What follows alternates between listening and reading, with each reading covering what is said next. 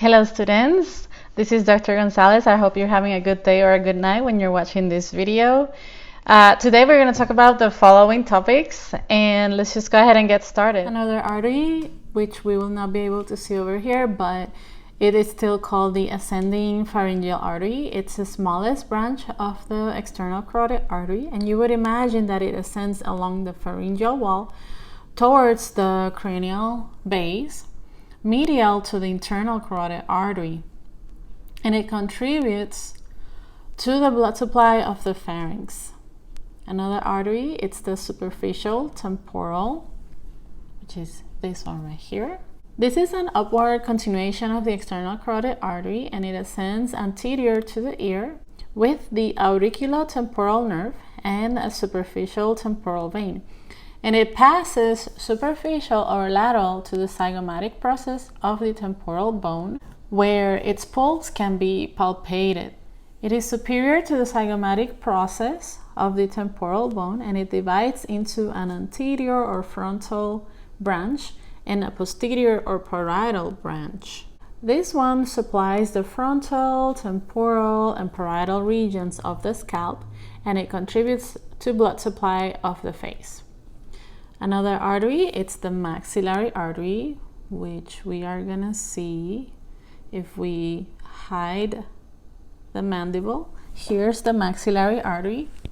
This looks a little bit creepy, but bear with me.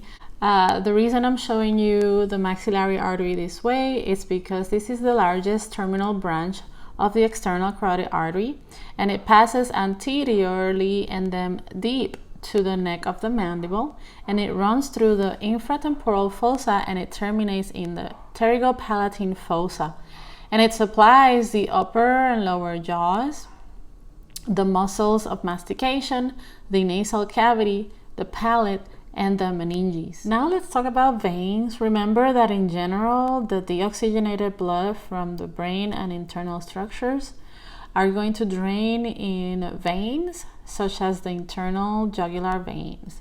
So this internal jugular vein collects most of the venous blood from the head and neck.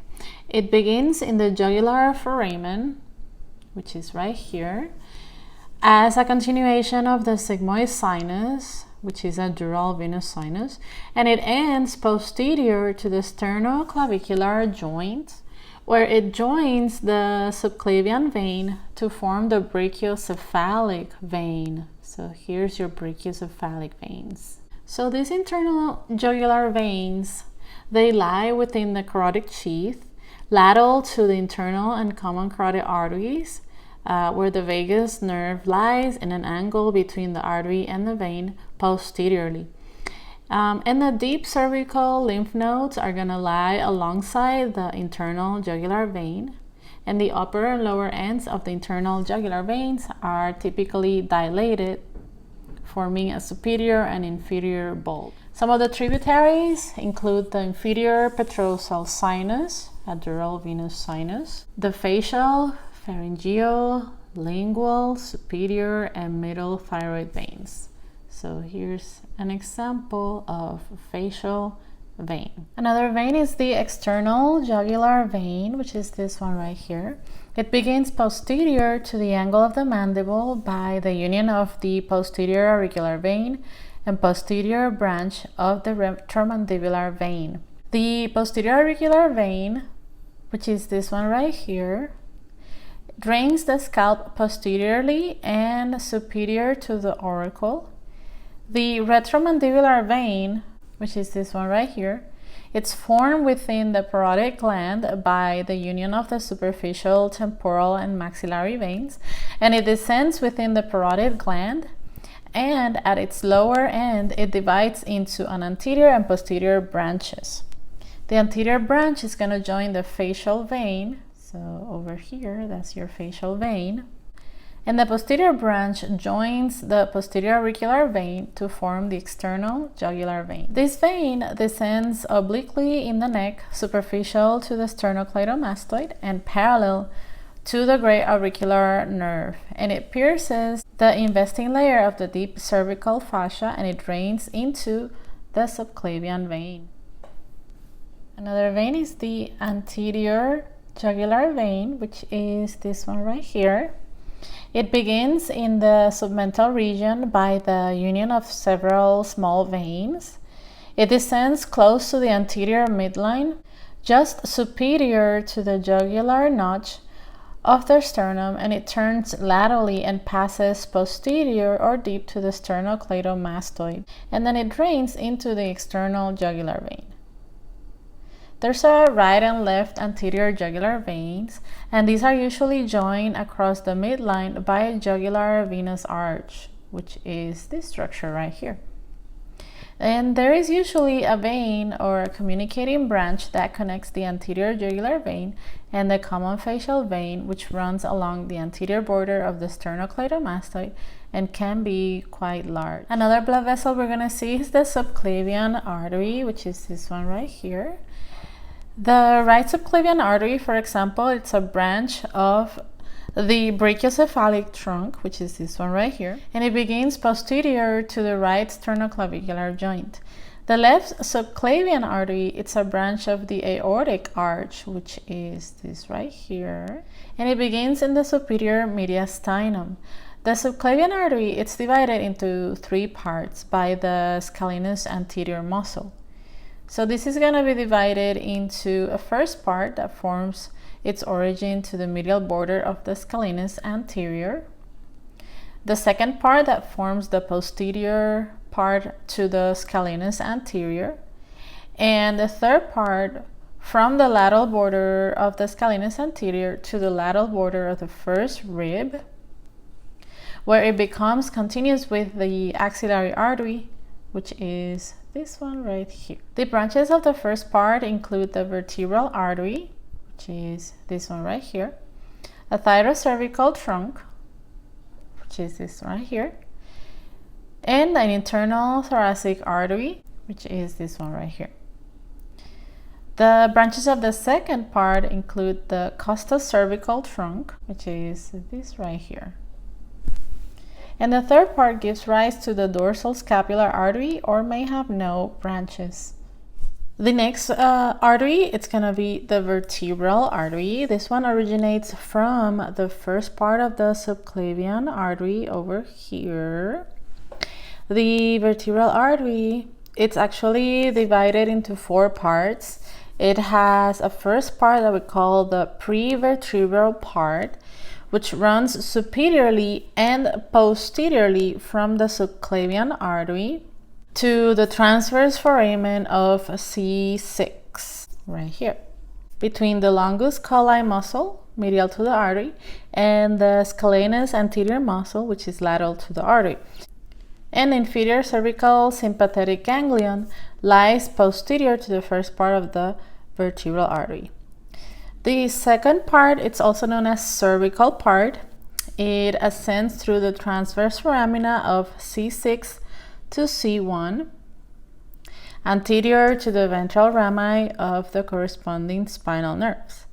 The third part, which is known as the atlantic part, runs medially posterior to the lateral mass of the atlas, and it lies in a groove on the superior surface of the posterior arch of the atlas, which is a content of the suboccipital triangle.